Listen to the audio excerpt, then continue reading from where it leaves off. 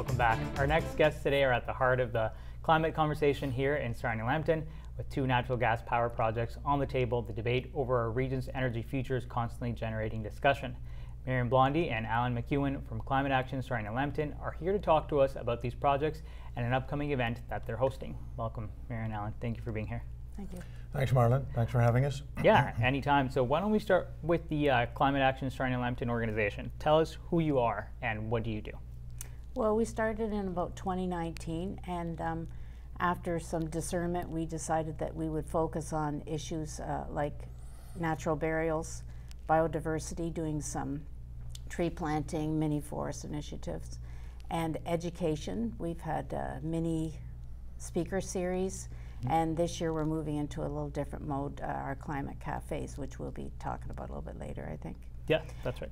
And then political action, which is lending to the discussion about the possible gas-powered plants. Yeah, and then later on maybe we'll even touch on that Yes. as well, just because it's what drives some of that change, obviously. Yes. But why don't we begin, with the expansion of the existing St. Clair Energy Centre, and then we have the new plant on the former Lambton generating site, and then we have the greenfield at Courtright. So do either of you, have any environmental concerns about these 2 projects? Yes. Excuse me.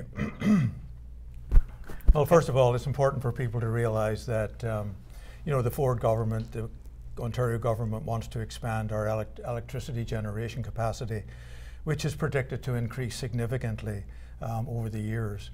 The focus of the government is to build more nuclear and natural gas plants. So it's important for people to realize that there are consequences to that. For one thing, it's going to drive up costs to consumers. And everyone, of course, is concerned about cost of living, and electricity costs are an important part of that. So it's been well demonstrated that, building new nuclear plants and refurbishing existing nuclear plants is going to be extremely expensive, and natural gas plants are also expensive. So is there an alternative? Well, there's an obvious alternative, and that is renewable energy. Wind power, solar power, battery storage, geothermal, all these renewable clean energy projects, which are actually now the cheapest form of energy in the world by a long shot. But the Ford government is not taking this option seriously. It wants to support the oil and gas industry, it wants to support the nuclear industry, and that's going to be to the detriment of us as consumers, because we should be installing renewable energy capacity like many other countries in the world are doing. It is now, as I said, the cheapest form of energy. It doesn't pollute. It would also give us energy sovereignty, because if we're building natural gas plants, the natural gas is coming in from the US. It's 70% American gas, 27% roughly, 30% Canadian gas.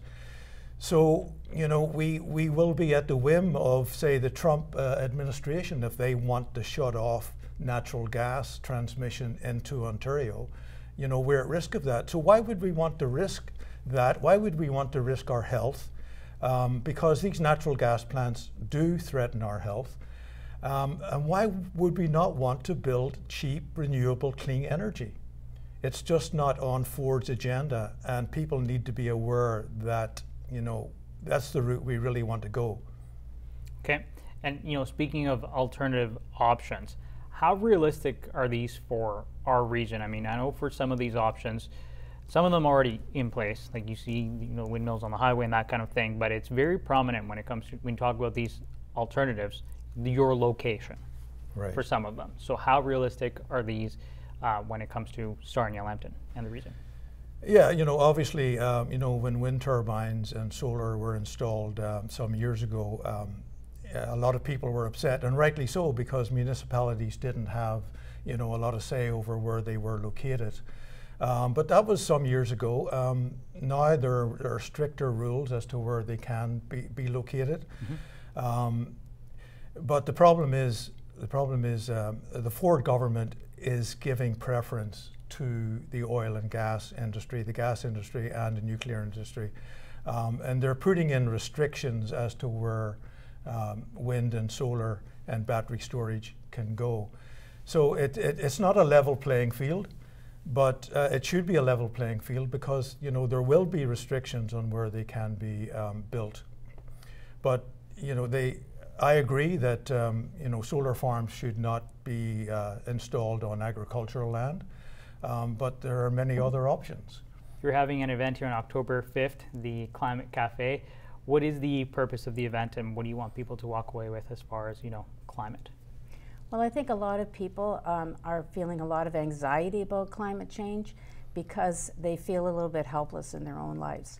And so we want a place where they can come and talk about that, because it's kind of been shown that people, when they come together, they can share their concerns, and then a lot of times action comes from that. So we want to be able to have a forum where they can come and discuss those concerns, and then if they want to move forward with that in some area, we can support each other in doing that. Wonderful. Well, thank you so much for being here. Can I just say that the Climate Caffe is going to be at the Great Lakes Refill on 454 Christina Street North. If you don't know what that is, I think everybody knows where Henny's Jewelers is on Christina Street, so it's just right across the street from Henny's Jewelers. So as Marian said, 2 o'clock on Sunday is our first Climate Caffe, so everyone's welcome. Perfect. Thank you for telling us about all that information, and good luck with the event. Yes. And hopefully we'll see you soon, okay? Thanks very much, Mark. Yeah. No problem. That was Marian Blondie and Allan McKeown from Climate Action Sarnia Lambton, here to talk to us about the region's climate initiatives. Stay tuned for more to come on Sarnia Lambton Today.